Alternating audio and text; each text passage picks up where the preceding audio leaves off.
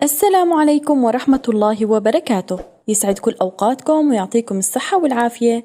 بمناسبة اقتراب شهر الخير، شهر رمضان المبارك، اللهم بلغنا إياه ونحن وأنتم بأحسن حال.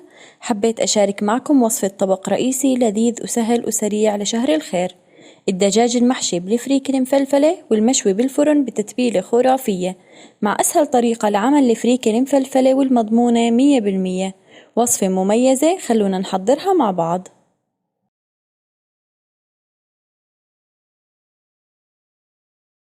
أول شي بنحتاج دجاجة يكون حجمها متوسط، تقريبا من كيلو لكيلو ونص. بننظف الدجاجة بالخل والملح والليمون كتير منيح وبنشفها. وهسا بنحضر التتبيلة.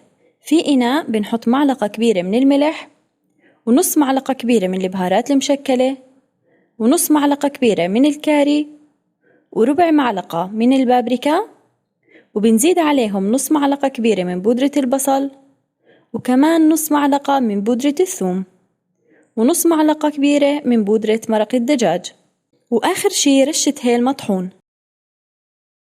بنحرك البهارات كلها مع بعض كتير منيح لحتى تتجانس قبل ما ننزل السوائل.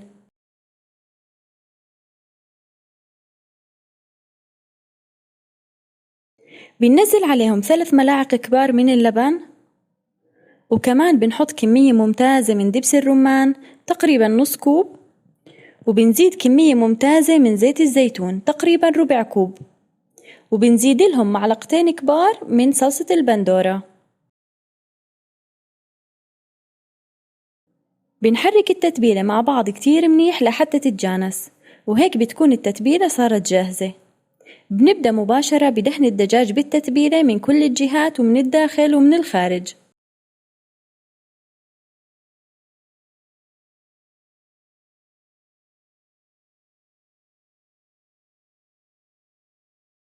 وبس نخلص بنغلف الدجاج بالقصدير وبندخله الثلاجة مدة على الأقل ساعتين لحتى تتشبع الدجاجة بالنكهات.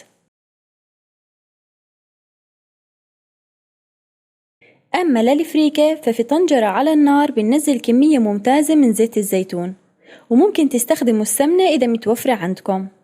وبعدين بنفرم حبة بصل فرم ناعم جدا وبننزلها على الزيت الحامي، وبنقلبهم مع بعض كتير منيح.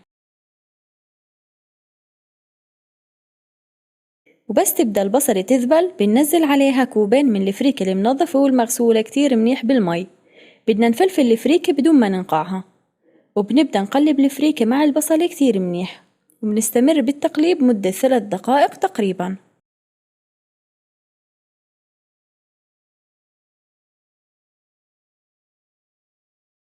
وبعدين بننزل على الفريكة معلقة كبيرة من الملح، ونص معلقة كبيرة من الكركم، ونص معلقة كبيرة من بودرة مرق الدجاج.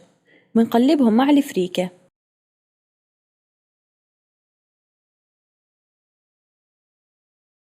بعدين بننزل عليهم 4 أكواب من المية المغلية. عيارات الفريكة لكل كوب فريكة كوبين مي مغلية. بنقلب الفريكة مع المي وبنغطيها وبنتركها على نار هادية مدة من 40 ل 45 دقيقة، مع التشيك عليها قبل الانتهاء على كمية المي. ممكن تحتاج كمان شوية مي وممكن ما تحتاج حسب نوعها.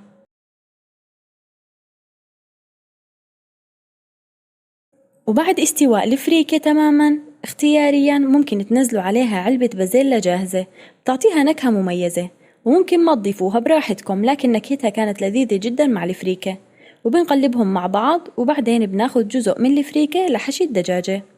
بنغلف الباقي ببطانية ولنحافظ على حرارتها لوقت التقديم.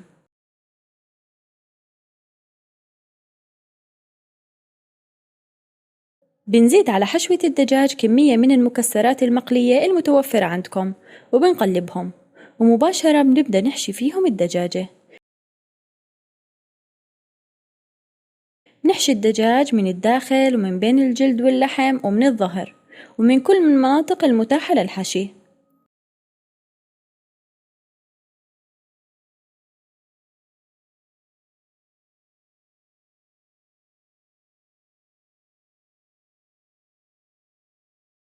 وبعدين باستخدام العود الخشبي بنسكر الدجاجة بهالشكل، وبنكسر باقي العود. وبعدين بنربط الإجرين بالخيط لحتى تنلم الدجاجة على بعضها، وبندهن وجه الدجاجة بالتتبيلة إذا زاد عندكم، وبعدين بنغطي الدجاجة بورق الزبدة وبنغلفها بالقصدير وبندخلها على الفرن على حرارة 200 مدة من ساعة وربع لساعة ونص تقريبا. وبعد مرور هالوقت بتكون الدجاجة استوت تماما. طبعا الريحة بتشهي. بنرجع الدجاجة وبنكشف وجهها عشان تتحمر، وهيك بتكون صارت جاهزة. طبعا اللون روعة. بنبدأ نسكب الفريكة بصحن التقديم. طبعا إذا كانت بردانة ممكن تسخنوها شوي، وبننزل الدجاجة المنهنها فوق الفريكة، وبنزين الوجه بالمكسرات، وهيك بتكون ألذ وجبة صارت جاهزة. طبعا الدجاجة ذايبة ذوبان وطرية جدا وميتها فيها، الفريكة مفلفلة وطعمها خرافي، أما الريحة بتشهي وبتفتح النفس. طبعا طبق كامل متكامل، أقل ما يقال عنه إنه خرافي.